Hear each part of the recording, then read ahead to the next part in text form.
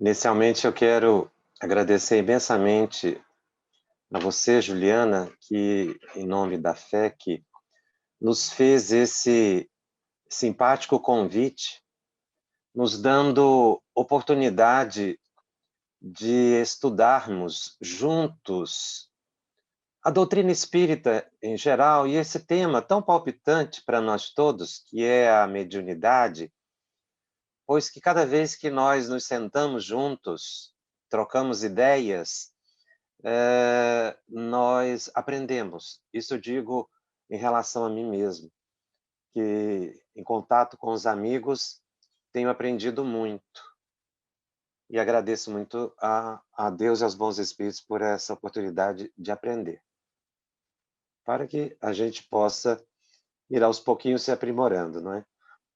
Eu quero abraçar muito fraternalmente a minha querida amiga Esther, a presidente da Federação Espírita Catarinense.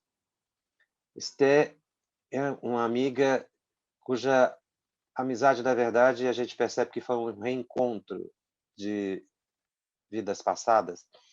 Uma trabalhadora incansável do movimento espírita, mas especificamente da área da mediunidade, pois ela atuou diretamente junto à coordenação da área nacional da mediunidade por vários anos, ao lado da Marta Antunes Moura, que era a coordenadora nacional da área antes de nós assumirmos.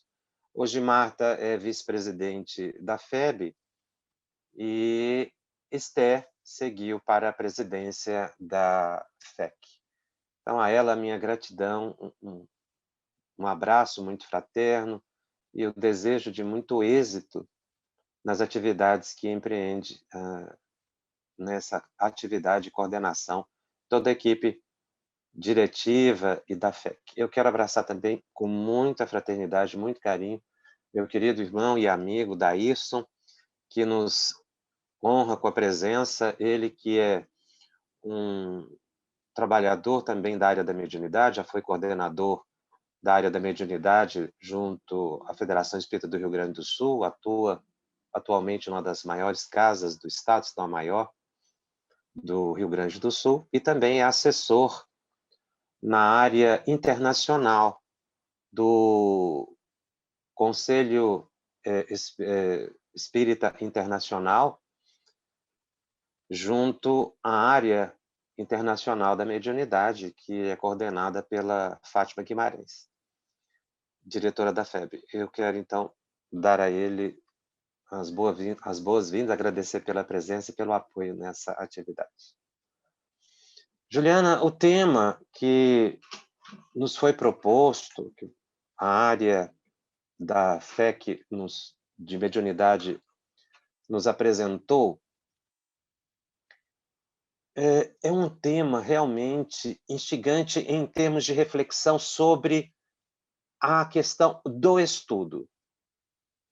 É óbvio que o que estudar é a consequência, mas por que estudar? Espiritismo. E, especificamente, por que estudar mediunidade em O Livro dos Médiuns? E aí, para a gente compreender e refletir sobre a complexidade dessa questão, que aparentemente é simples, ou quase que uma norma impositiva, que se poderia dizer, quase que exaustiva, de se estudar, nós precisamos rememorar a época de Kardec, a fim de que a gente perceba a evolução do pensamento espírita, a estruturação do movimento espírita, e principalmente não veja nessa proposição de estudar mediunidade, vamos focar em mediunidade, para não ficarmos muito abrangentes em termos de doutrina espírita, uma vez que estudar mediunidade é também estudar espiritismo, como o próprio Kardec diz. Mas para que a gente tenha, então, essa visão mais abrangente da posição do estudo no espiritismo, a gente precisa voltar o pensamento no tempo e superarmos uma ideia de que estimular o estudo, incentivar o estudo no espiritismo constitui-se numa pregação doutrinária pura e simples, ou uma imposição de órgãos federativos para se estabelecer um modus operandi comum, até mesmo um controle. É interessante refletir também sobre o estudo para que a visão atávica de que Kardec está superado seja também devidamente esclarecida. Então, existem muitos pontos aí ligados à questão do estudo da mediunidade na doutrina espírita, pelo adepto espírita. Um primeiro aspecto que seria interessante destacar também nesse leque de situações que nós buscamos elencar, não exaustivo, sobre a discussão que se tem sobre estudar ou não mediunidade no centro espírita, pela visão espírita, é a de que, se o estudo ele interfere na prática mediúnica, ou, em outras palavras, se o indivíduo, para atuar como médium, ele precisa estudar. E a resposta que os próprios espíritos dão a isso, está no Livro dos Médiuns, é de que o estudo não tem referência ou influência no ato mediúnico.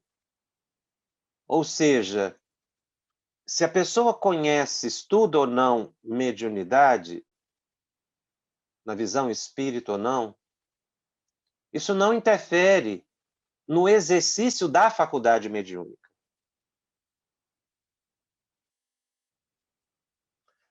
Mas também não interfere na faculdade mediúnica a moral. O ato do indivíduo se concentrar e entrar em transe e atuar junto dos espíritos, ele não precisa de ter alta moralidade.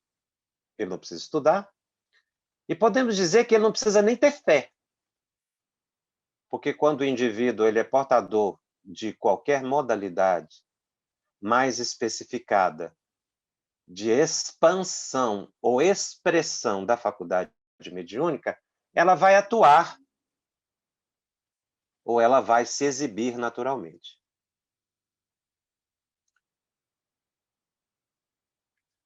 Por que isso? Porque a faculdade mediúnica é uma faculdade neutra, humana. É um sentido psíquico. Compõe a estrutura neuropsicológica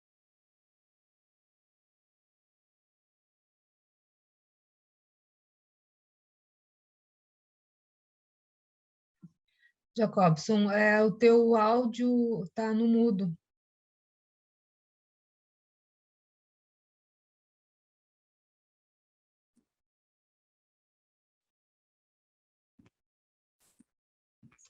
Jacobson?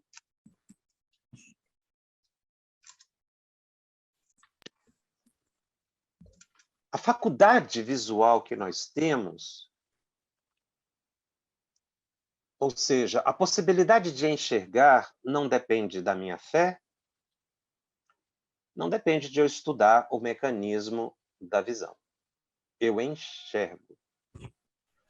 Porque a visão compõe a minha estrutura neurofisiológica. Existe uma estrutura que permite o ser humano enxergar.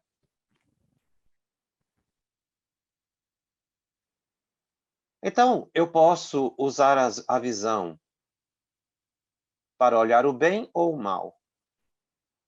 Eu posso utilizar a visão para me engrandecer ou para cometer um crime. Então, a qualidade do uso da visão depende do caráter do indivíduo, mas a visão está posta a todas as pessoas. O mesmo ocorre com as mãos. A mediunidade está no mesmo plano das mãos. Eu uso a mão para a caridade, eu posso usar as mãos para o crime. O problema não está na mão, está naquele que se utiliza da própria mão. E aí entra um ponto que Kardec coloca, muito interessante, quando ele estuda exatamente essa questão da influência do indivíduo, do médium, da moral, na qualidade da atividade mediúnica. Ele pergunta aos espíritos se a mediunidade, então, não deveria ser posta apenas para as pessoas dotadas de alta moralidade, as pessoas de elevado espírito. E os espíritos respondem mais ou menos assim: fazer essa escolha, se a mediunidade é para uns ou para outros, seria pensar em que aquelas pessoas que se utilizassem ou pudessem se utilizar as mãos no crime, era preferível que lhe arrancassem as mãos para que ele não cometesse crime. Isso é algo que foge totalmente à lógica e ao bom senso. Você não vai pensar em arrancar os olhos de uma pessoa porque ela é destituída de moralidade e usa os olhos para se perturbar a si mesmo e perturbar as outras pessoas. Então, a faculdade mediúnica, você não pode também selecionar pessoas que a têm ou que não têm, segundo o seu caráter, o que ela vai fazer com a mediunidade. Isso é um problema dela, né? Que terá consequências para ela mesma, assim como o uso das mãos ou dos olhos. Essa é uma reflexão que os espíritos fazem a Allan Kardec quando ele discute exatamente essa questão de que ele observara pessoas altamente moralizadas que não tinham nenhum traço de faculdade mediúnica e pessoas destituídas de moralidade, voltadas para a ambição, para o crime e que tinha uma mediunidade excepcional. E os espíritos fazem então essa reflexão com Kardec, que nós acabamos de colocar e que é muito interessante. Mas eu comecei a nossa reflexão propondo um retorno às origens, ou como Kardec começou o seu trabalho, ou então o professor Hipólito Leon Denisard Rivaio. Ele foi convidado a assistir fenômenos. Ele não se interessa em assistir os chamados fenômenos espíritas, primeiro porque ele era já um consagrado escritor, um professor de renome, no alto dos seus 50 anos de idade, Então, aquilo que era uma brincadeira de salão,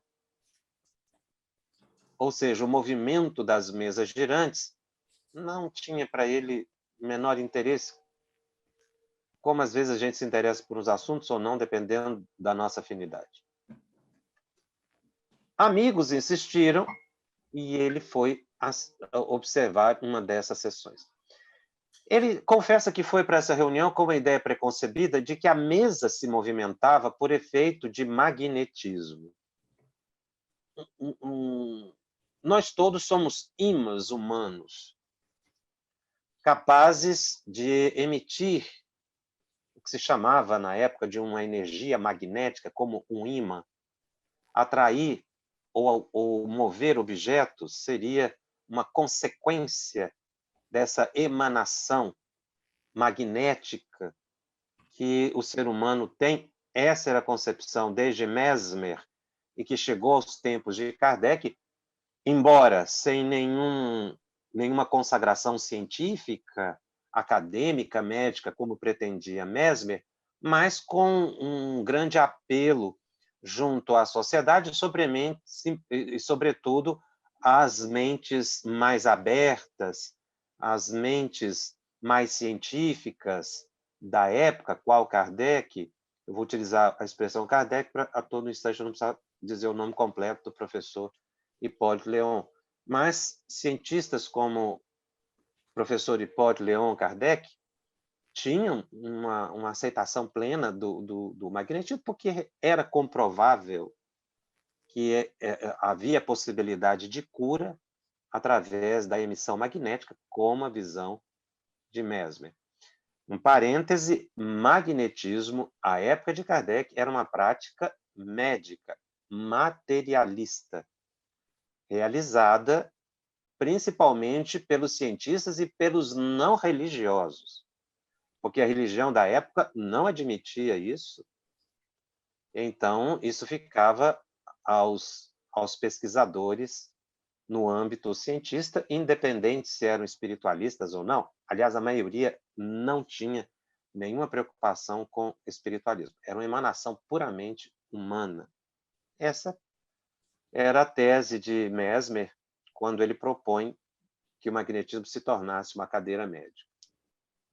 Mas nós conhecemos, de forma geral, o que se passou depois que Kardec visita a reunião a convite do amigo Fortier e assistindo sessões em casa de Madame Plenet-Maison, as meninas Baudin, e recebendo um material já preparado ou coletado de respostas de espíritos. Ele, Kardec, que era um enciclopedista, né, foi pedido a ele que fizesse um trabalho, ele achou aquilo interessante, porque na sua visão científica, aquilo era um fenômeno da natureza, ou seja, uma mesa que se movia por ação de seres inteligentes fora do corpo. Ele via nisso um evento de valor científico, não religioso, mas um evento da natureza de grande alcance para o conhecimento humano. E o é. Assim como a identificação das leis da física, da química, da biologia, a fisiologia humana, a possibilidade de alguém que já morreu se comunicar é um evento da natureza.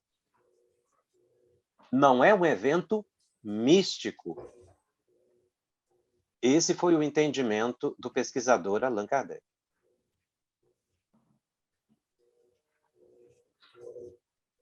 É um evento científico e, como toda ciência que busca a elevação da sociedade pela sua contribuição de pesquisa, tem consequências ético-morais. Um cientista, quando vai a um laboratório e descobre um micro-organismo, daquele micro-organismo ele pode tirar um medicamento, isso é uma conclusão ética moral. Eu vou usar a virulência, né, ou a possibilidade de uso das substâncias liberadas por uma bactéria, por exemplo, para um medicamento. Isso é uma conclusão ético-moral elevada.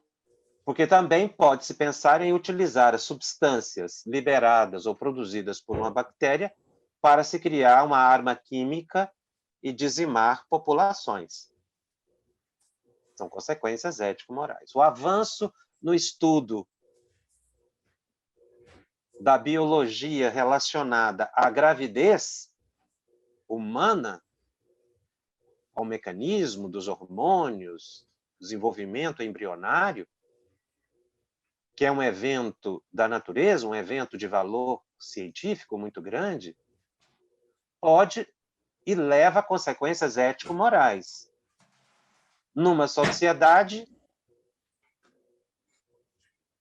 a visão daquele povo será de preservação da vida. Outros poderão utilizar esse conhecimento da gestação humana nas suas diversas fases para provocar o aborto. Todo o conhecimento científico tem essas consequências. A própria reflexão filosófica, eu posso refletir a existência humana para levar o indivíduo à espiritualização, para que ele reflita sobre o valor da vida. Mas a reflexão existencial pode levar o indivíduo ao suicídio. Se você concluir que a vida tem valor e deve ser propagada, o indivíduo é conduzido ao estudo, à colaboração, à solidariedade, à autovalorização. Mas se a mesma reflexão existencial nulifica o ser humano, como muitos escritores fizeram e fazem, no passado ou no presente, a mesma reflexão existencial pode conduzir à ideia de que a vida é um nada que vai acabar com a morte, e se eu morrer agora ou morrer daqui a 20, 30 anos, a diferença vai ser mínima. Então, para que sofrer? Essa reflexão leva ao suicídio. Kardec tinha a mesma visão. Ele viu no fenômeno uma contribuição para o conhecimento humano e consequências de alto valor social.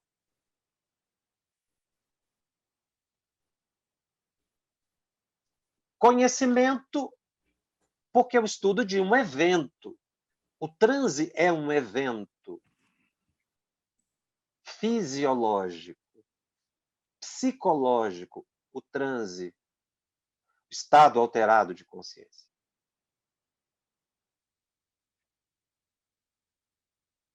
Provar a existência da continuidade da vida dos espíritos é um grande avanço científico.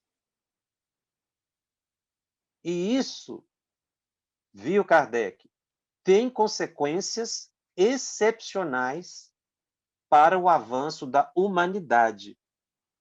Sobretudo para perceber que a morte não encerra a existência.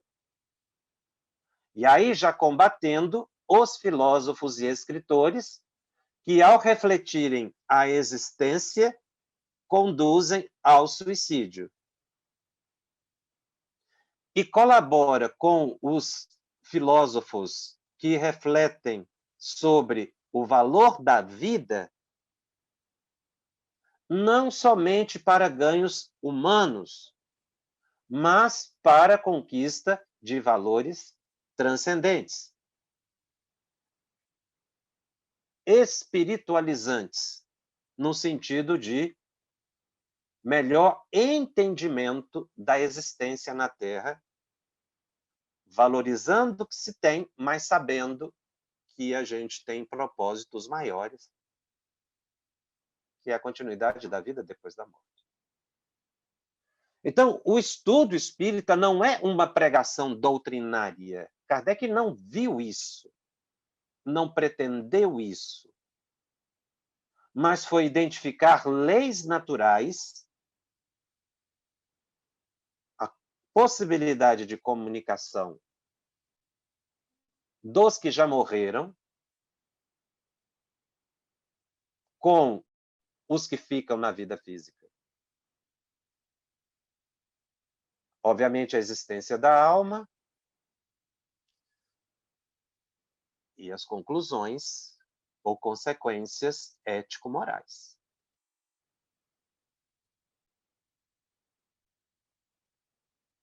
As consequências ético-morais foram estudadas por Allan Kardec tendo um viés. Segundo os espíritos, pois que foram eles que conduziram a pesquisa de Allan Kardec,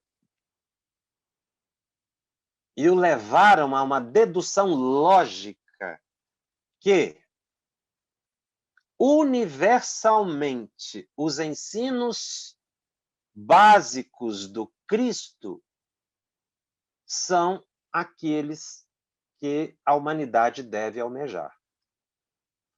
Eu disse universal, embora o cristianismo esteja mais focado no Ocidente. Mas eu não falei de cristianismo.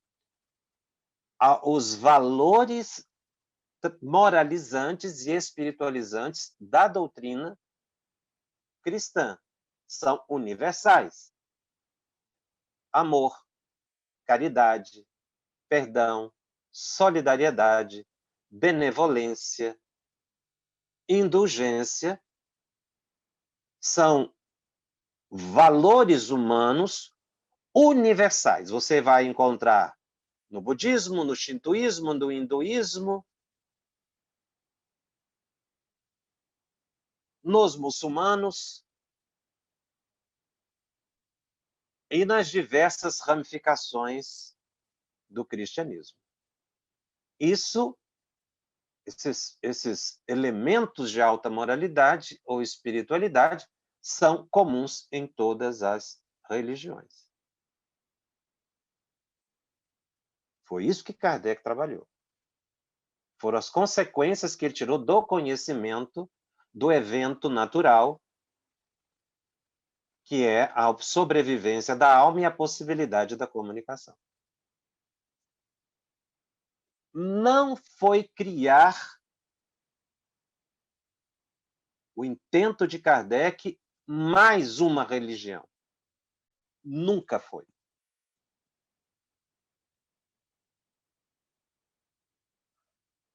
Alguns questionam por que Jesus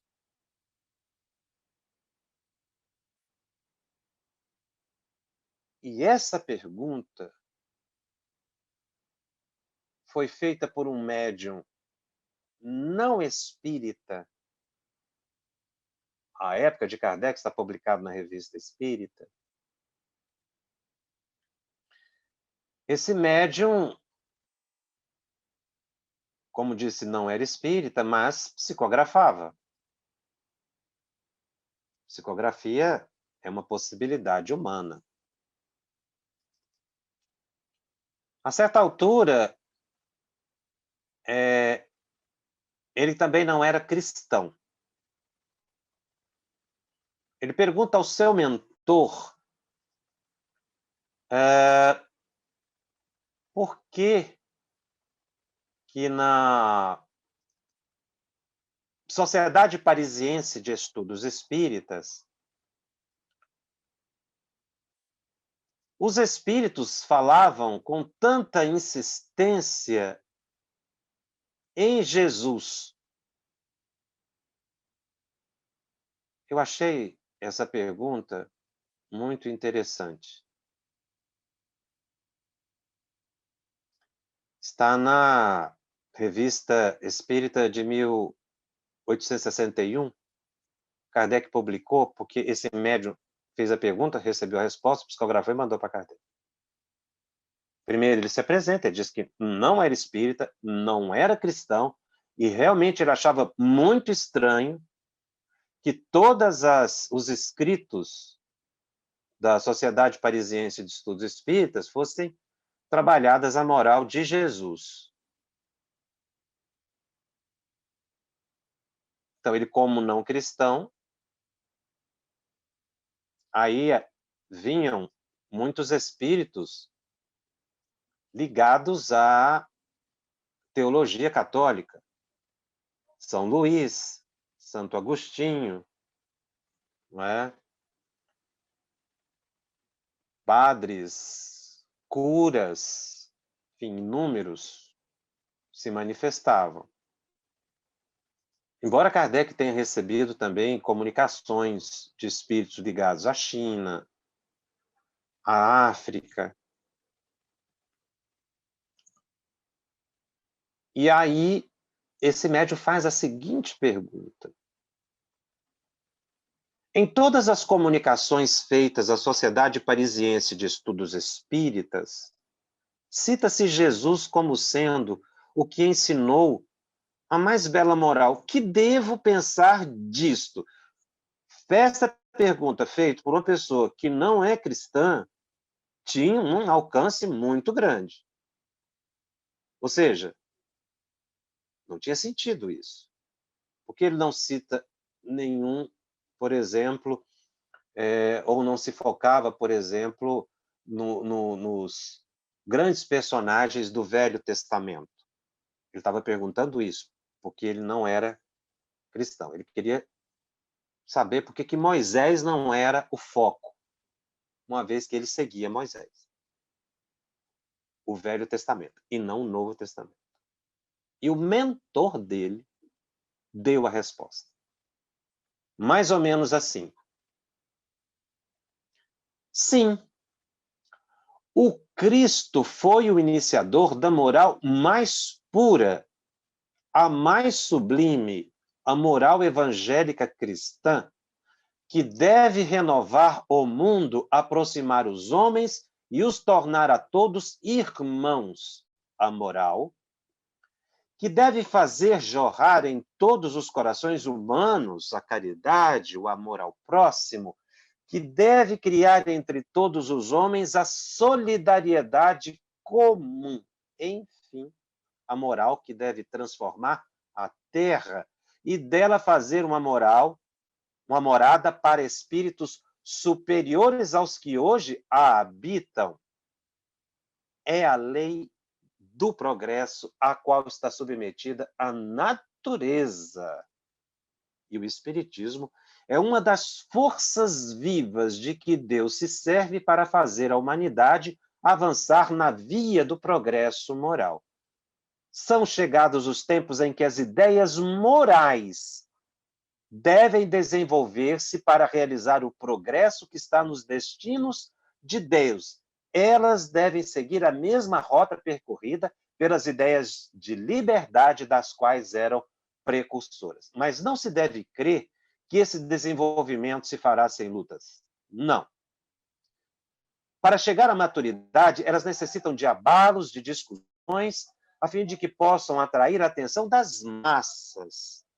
Mas, uma vez fixada a atenção, a beleza e a santidade da moral impressionarão os espíritos e estes se ligarão a uma ciência que lhes dá a chave da vida futura e lhes abre as portas da felicidade eterna. Deus é único. E Moisés é o espírito que ele enviou em missão para torná-lo conhecido não só dos hebreus, como também dos povos pagãos. O povo hebreu foi o instrumento de que se serviu Deus para revelar por Moisés e pelos profetas e as vicissitudes por que passou esse povo tão notável, destinavam-se a chamar a atenção geral e fazer cair o véu que ocultava aos homens a divindade. Foi assim que Jesus entrou no Espiritismo. Uma das provas que essa resposta ao próprio médium do seu mentor é autêntica é que ela é contrária ao pensamento do médium. Acredito que ele deve ter tido uma grande surpresa quando psicografou isso, como médium mecânico que se apresentou. Porque o espírito vem falar algo completamente diferente do que ele esperava de resposta. E note nessa resposta, que eu li integralmente, aqui não se fala em religião, fala em moral, que transcende religiões e todos os pontos que esse espírito demonstra que tem altíssima elevação e visão universal, tudo que ele coloca é comum e é a expressão da evolução humana. Caridade, amor ao próximo, solidariedade é o que apazigua o coração humano, encerra as disputas de todas as ordens, se for aplicada. No Brasil, na China, na Europa. Então, os que dizem que o espiritismo tem uma pregação religiosa, ou que no Brasil existe um espiritismo à brasileira por causa da excessiva referência a Jesus, aos evangelhos de Jesus, estão completamente enganados nas reflexões que fazem. Porque não é isso que está na doutrina espírita. Não existe um espiritismo à brasileira. Por que dizem isso? Porque nós vamos ver, através de Chico, médios como Chico, Ivone, Divaldo, para citar apenas 3, que os espíritos que se manifestam através deles seguem essa linha de pensamento. Não fazem uma pregação doutrinária, não buscam a doutrinação social, não buscam um controle social por uma religião nova, mas uma colaboração no enfrentamento das situações da vida. Quando você lê uma mensagem no Evangelho segundo o Espiritismo, suicídio e loucura, em que o espírito trabalha já no século XIX, os elementos básicos para se evitar o suicídio e todas as distonias mentais, você vê que a visão é de grande avanço perante a humanidade, porque o que o espírito coloca, para citar apenas essa mensagem, ali, como elemento basilar para se evitar os transtornos mentais e o suicídio, são plenamente atuais de referência e trabalhados pela ciência. Calma, fé na vida futura, compreensão do que se passa, saber das causas das aflições, é o que a psicologia transcendental, ou com algumas adaptações à psicologia tradicional, trabalha para fazer com que o indivíduo saia da ideia do suicídio. Isso não é pregação religiosa.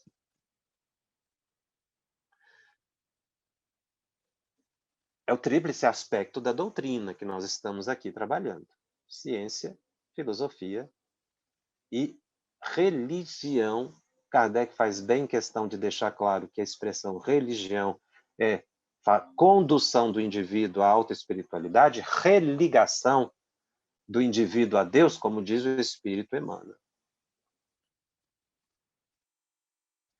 Então, o corpo moralizante da doutrina espírita é a consequência ético-moral que toda ciência precisa ter para o avanço da humanidade. Essa é a ideia que o Espírito coloca na mensagem que eu li, é para o progresso da humanidade. Aliás, há uma expressão muito interessante no Livro dos Médiuns, A mediunidade não veio para uma ou duas pessoas. A mediunidade veio para a humanidade inteira. É preciso tirar essa visão exclusivista de que mediunidade está presa a uma religião. A mediunidade veio para a humanidade inteira. Esse espírito, na mensagem que eu li também, para refletir ainda um pouco sobre ela, não estabelece nenhum sectarismo religioso. Não separa, não tem preconceitos.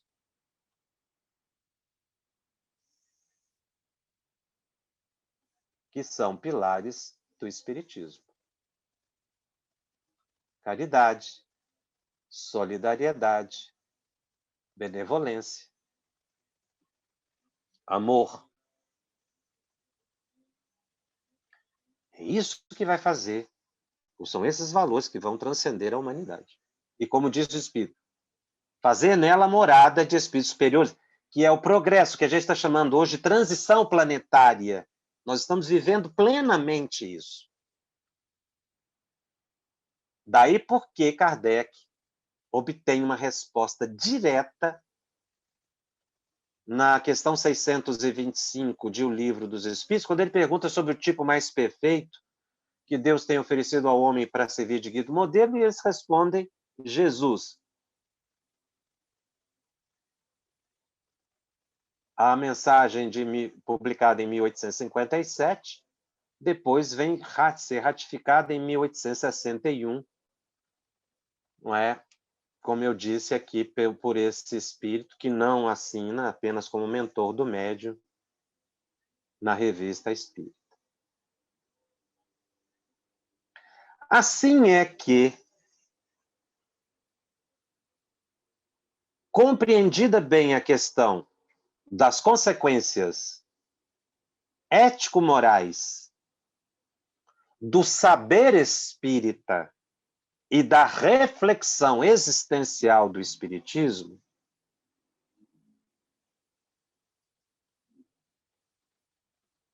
focando uma proposta de análise mais específica de O Livro dos Médiuns, seria o caso de se indagar o que se estuda, então, em O Livro dos Médiuns, dentro desse conjunto ou bloco único chamado Espiritismo.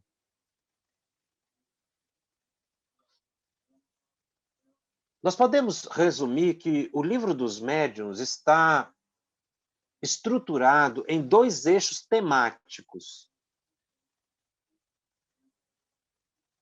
A abordagem da faculdade mediúnica e a ação do pensamento sobre a matéria. Kardec estuda basicamente isso. Aliás, o Kardec revela que houve uma grande pressão que ele sofreu à época para publicar um breve manual de prática mediúnica, para que as pessoas simplesmente tivessem melhores condições, ou como fazer para a manifestação dos espíritos, para esse contato fenomênico com os espíritos. E ele, refletindo sobre isso, e até prepara o material é apresentado para os espíritos superiores, porque Kardec não fazia nada sem consultar os espíritos superiores. Eles reelaboram o Livro dos Médiuns. Eles praticamente reescrevem o Livro dos Médiuns. Kardec é muito claro. Ele só não coloca ali, página a página, que o nome de todos os espíritos que deram mensagens para o livro, para estruturar o Livro dos Médiuns, porque ele diz que seria enfadonho e desnecessário. Então ele cita alguns, São Luís, Erasto, e poucos ali no Livro dos Médiuns, mas Kardec diz: o Livro dos Médiuns é um livro dos espíritos para os médiuns.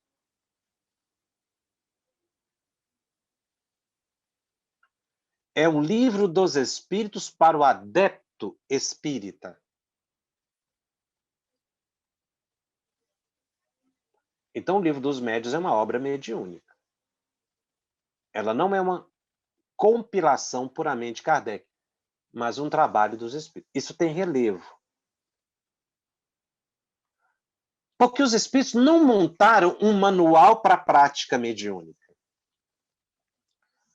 Manual, embora às vezes a gente use muito essa palavra, mas a gente precisa ver o sentido que é um manual. Manual é passo a passo. Se você pega o manual para manusear um equipamento, o manual ele vai te explicar o botão onde liga o aparelho, os recursos que o aparelho tem, ele vai explicar para o técnico como é que ele arruma o aparelho, é passo a passo. Se você não seguir o passo a passo, você não vai chegar no resultado que você espera no manuseio de um equipamento. Os equipamentos eletrônicos, hoje, são tão sofisticados que você precisa do manual. Se você não fizer o passo a passo, você não vai utilizar tudo que o aparelho pode oferecer e, às vezes, até estragar o aparelho. Manual é isso. Você não pode sair do manual também. Você não pode inovar no manual. Porque se você inovar no manual, você danifica o aparelho.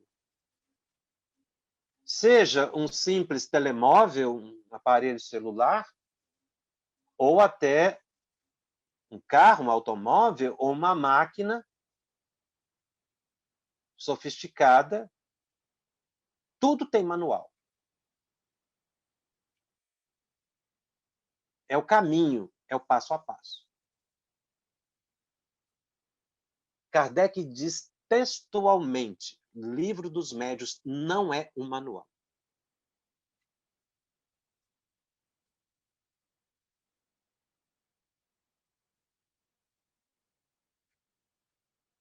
Ele diz que fazer um manual seria contraproducente e até nocivo para a propagação do pensamento espírita. Se o Livro dos Médiuns não é um manual, o que é o Livro dos Médiuns?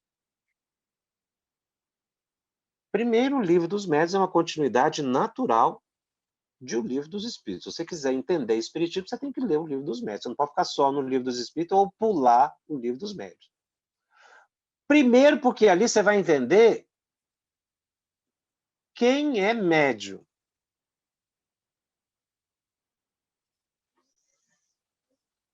Kardec, quando começou a sua pesquisa, ele pegou um fio e foi puxando. Ele foi penetrando no pensamento dos espíritos.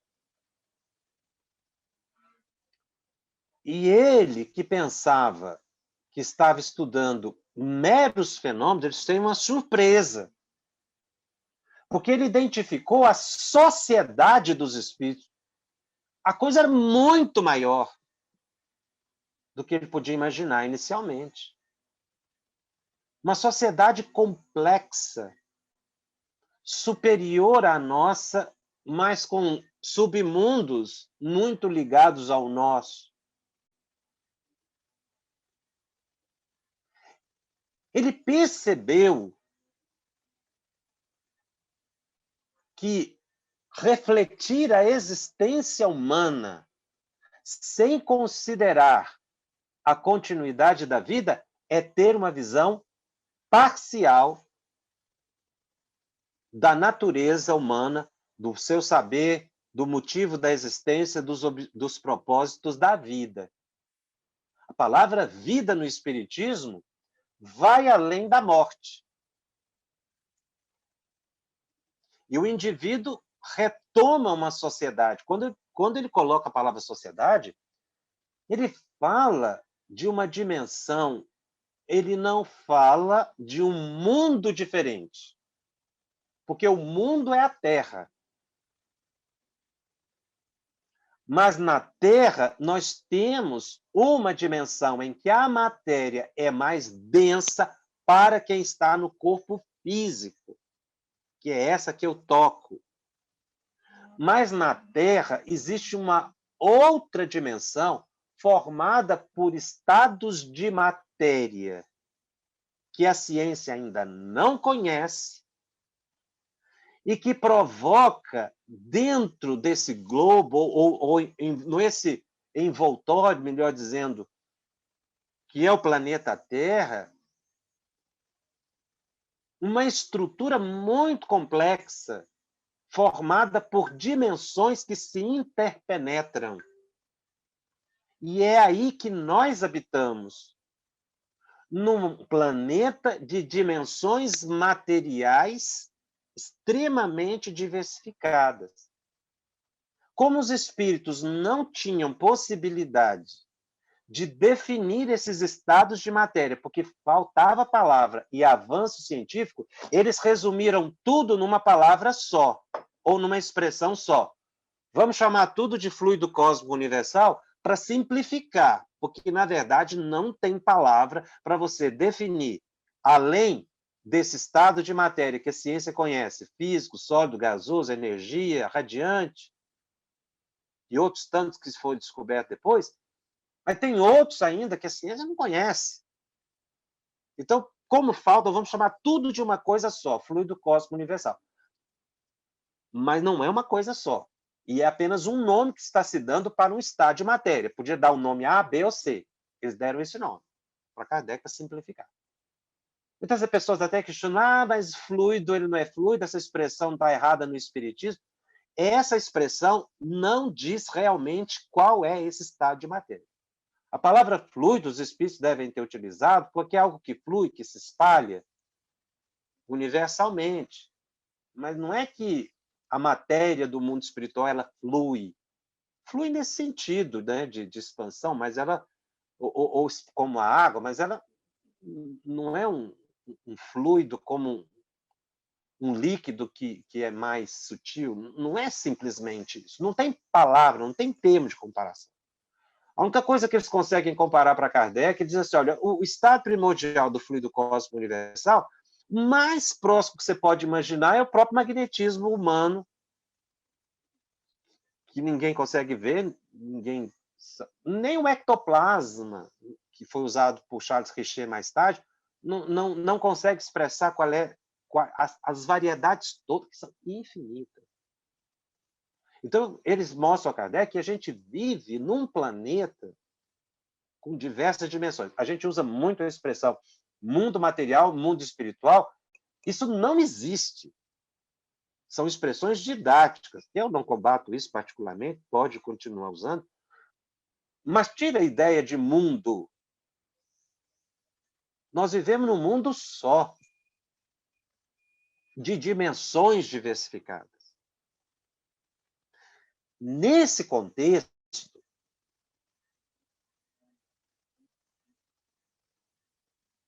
os espíritos revelaram para Kardec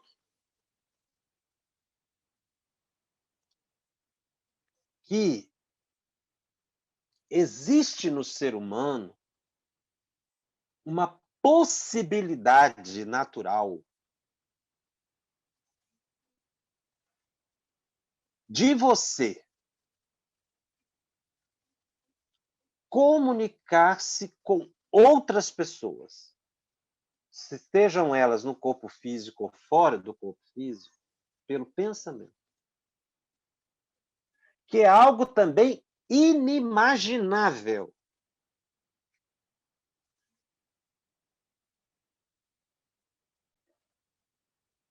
Nossa mente não está circunscrita ao cérebro. Assim como a alma não está dentro do corpo. A alma humana está ligada ao corpo. É diferente. Dentro do corpo é uma prisão ligada ela tem liberdade. E todas as noites você exercita essa liberdade, afastando-se do corpo e se utilizando de um outro corpo que a gente tem, que os espíritos chamaram de perispírito, por falta de palavra humana para dizer qual é o estado de matéria do perispírito. Eles só falam que é uma variação desse fluido cósmico. Falta palavra demais, porque a sociedade espiritual e a tecnologia e o saber do mundo espiritual, dizem os espíritos, deixaria os nossos maiores cientistas numa posição ínfima, porque é muito maior.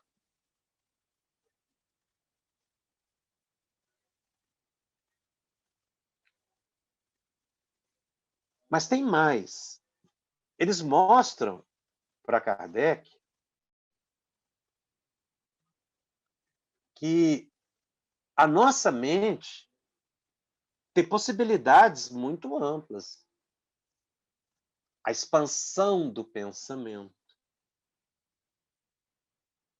para se conectar com outros pensamentos. A possibilidade que a mente humana tem de alterar a natureza desses fluidos que nos rodeiam. A possibilidade que a mente tem de criar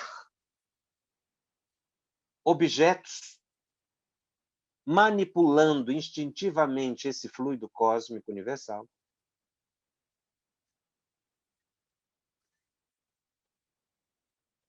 A capacidade psíquica de nós atrairmos fluidos, espíritos, e afastarmos espíritos. Há toda essa possibilidade psíquica, e eles enumeram apenas em torno de umas 5, a essa possibilidade que a mente tem, eles resumiram numa expressão só. Eles chamaram de faculdade mediúnica. Por quê? Faculdade porque é uma possibilidade da mente. Como ver, ouvir e falar. Faculdade, sentido. Mediúnico porque medeia dimensões diversificadas de matéria, que, na verdade, se constituem dimensões da sociedade que habita o planeta Terra. Alguns no corpo físico, outros fora do corpo físico. Daí surgir uma expressão que tem se popularizado, que é a interexistência. O que é isso? Eu não vivo só a dimensão material, encarnado. Eu vivo dentro de dimensões variadas e eu existo, portanto, em ambientes diversificados de matéria. Algumas tocam os meus sentidos quando encarnado, outras não, tão claramente, apenas para alguns que são os chamados médiuns ostensivos. Mas isso também acontece com os desencarnados. Os desencarnados também são interexistenciais, porque dependendo da natureza dele, ele vai estar vivenciando dimensões mais de matéria mais densa ou de fluidos ou matéria mais sutilizada. Ele também, todo espírito vive interexistencialmente, porque está ocupando um corpo físico. O perispírito é um corpo físico, num estado de matéria diferente. É como se alguém pudesse ter um corpo sólido e alguém pudesse ter um corpo gasoso. O gás é matéria. Se bem que essa comparação ela é um tanto quanto grosseira, porque o perispírito, para o espírito, seja ele de que categoria for, ele tem, para ele, a mesma densidade que esse corpo físico tem para mim. que é matéria.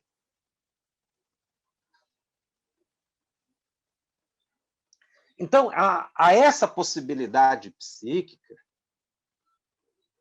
eu acho que Emmanuel, no livro Mediunidade e Sintonia, ele traz talvez uma das definições aqui dentro do pensamento de Kardec, uma definição de mediunidade ou faculdade mediúnica das mais amplas e complexas.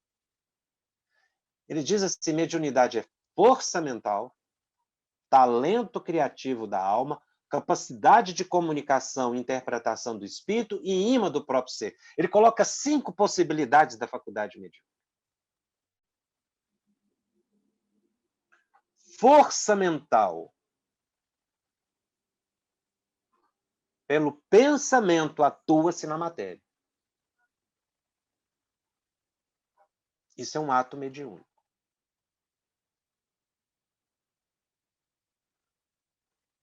Qualquer pensamento, qualquer nível de matéria. É um ato mediúnico porque é um ato de ação entre dimensões diferentes. Então, quando o espírito, quando pensamos, nós estamos agindo e reagindo na dimensão espiritual. Simplesmente pelo ato de pensar. Isso é um ato mediúnico. Porque eu não consigo, o meu pensamento não está circunscrito à matéria. Ao cérebro, melhor dizendo.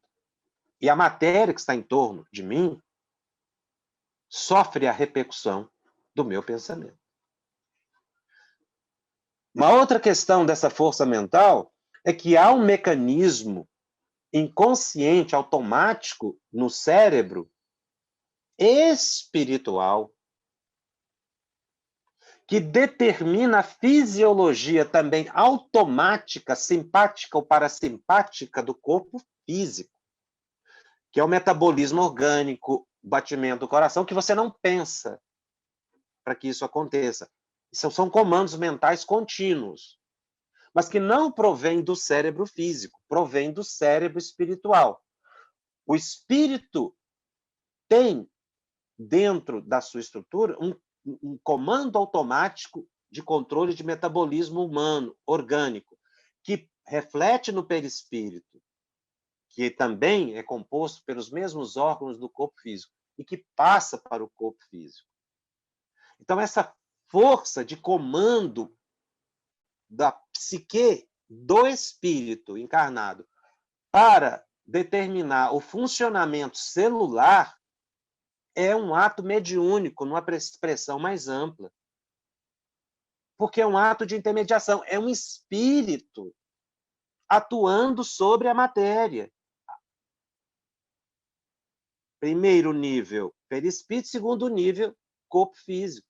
Porque o metabolismo, a vida orgânica, ela é mantida pela psique do espírito, que não está no cérebro físico. O próprio cérebro físico é comandado pelo cérebro espiritual. Por esse ser que se chama espírito, cuja natureza não se sabe o que é. Ele é algo, mas ele não é matéria. O que é o espírito, ninguém sabe. Nunca foi revelado. Mas ele é alguma coisa. Não é matéria porque ele é revestido, ele tem um corpo. Como nós temos esse corpo físico, nós temos um corpo que os espíritos chamaram de perispírito. São palavras para definir algo que a ciência humana ainda não conhece. É o perispírito que está ligado molecularmente ao corpo físico que dá funcionamento de todas as células. Porque quando esse perispírito parar de comandar o corpo físico morre. Cessa o funcionamento. Porque os comandos psíquicos do cérebro do espírito já não estão mais atingindo o corpo físico. Isso é mediunidade. Talento criativo da alma na visão de Emmanuel.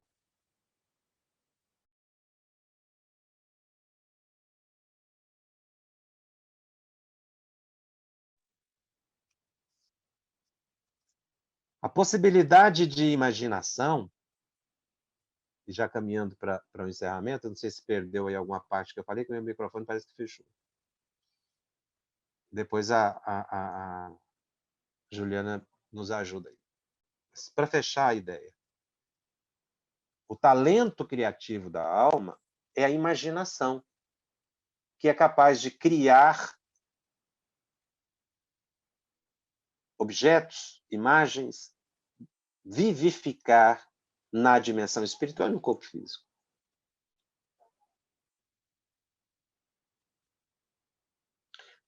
Capacidade de comunicação e interpretação é o transe mediúnico que a gente conhece comumente. Imã no próprio ser, que é essa capacidade que eu expliquei de atrair e de afastar. Mas nós, quando falamos em mediunidade comumente, só nos referimos a uma possibilidade da faculdade. O fenômeno mediúnico, a comunicação. Então, a nossa visão é muito estreita de faculdade mediúnica. A gente limita a mediunidade a 4 paredes, a uma atividade semanal, por algumas pessoas que a têm ostensivamente. Isso está longe de ser realmente a função mais ampla da faculdade mediúnica.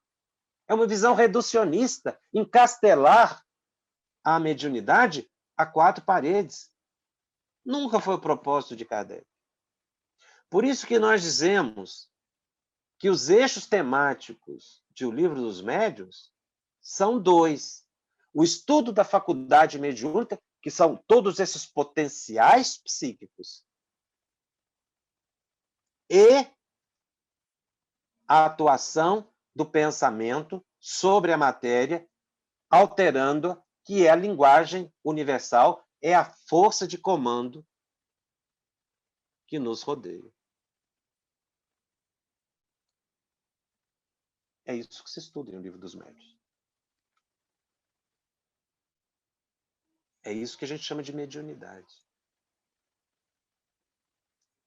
Compreender esses aspectos existenciais, científicos da natureza humana e as consequências ético-morais.